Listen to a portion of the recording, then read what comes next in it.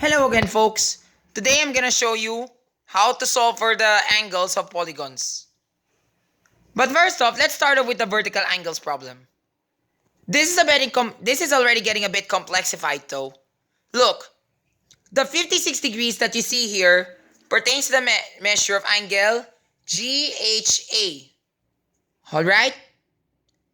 And then, we know that there's a right angle that you see here because of this box, but it pertains to angle BHE.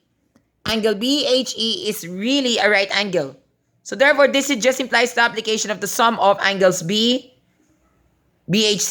CHD, and DHE. All of this brings up to the sum of the angle BHE, which forms a right angle.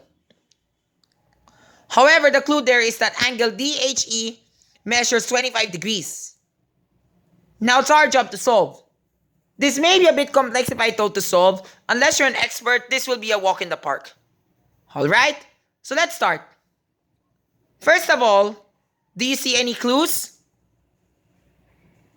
If you notice some clues, then you're correct. How? Because we can just simply play the game of vertical angles. You know that these form vertical angles, right? They're like vertical angles to my eyes. So how can we get the vertical angle? If this is 56 degrees, which angle is vertical with angle GHA? Can you find a straight angle somewhere?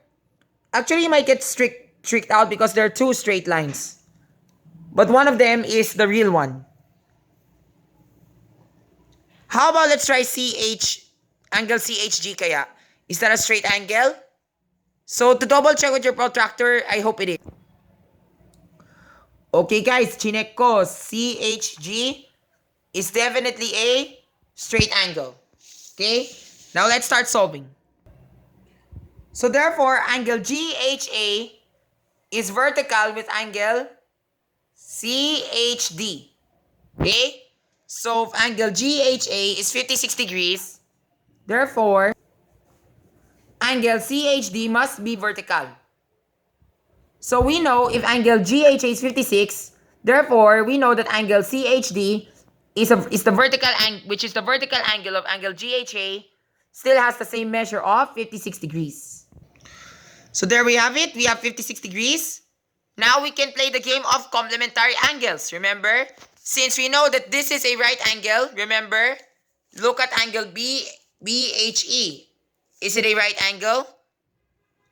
Almost looks like a right angle, although it weren't drawn to scale though, but sort of, it almost looks like a right angle.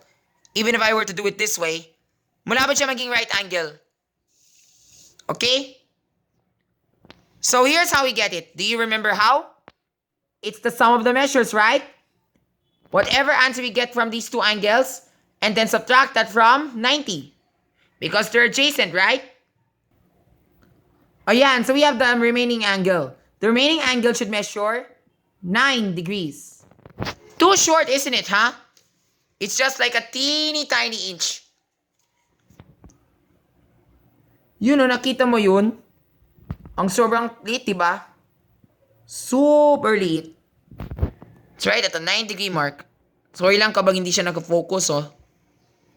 Yan. Liit, no? 9 degrees lamang. Now that we know the facts, can we solve for the others? Yes, we can. So, we know that, di ba remember, this is 9 degrees. So, we need to solve for this one, right? Which do you want to solve first? How about let's start off with angle AHB. Remember, since AHD is a straight angle, we need to get the measure of angle HAB by the concept of supplementary angles. Supplementary angles, di ba? So, 56 plus 9 is 65.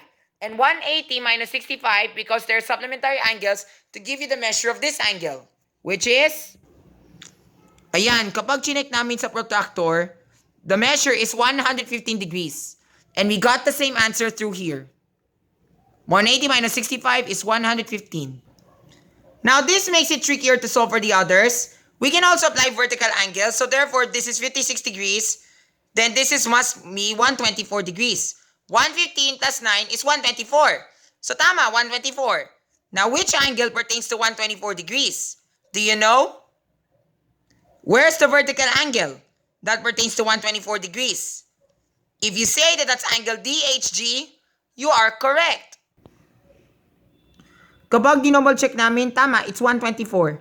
Although it's 125, pero hindi siya drawn to scale, pero okay lang yan. Kahit isang degree discrepancy, okay lang yun.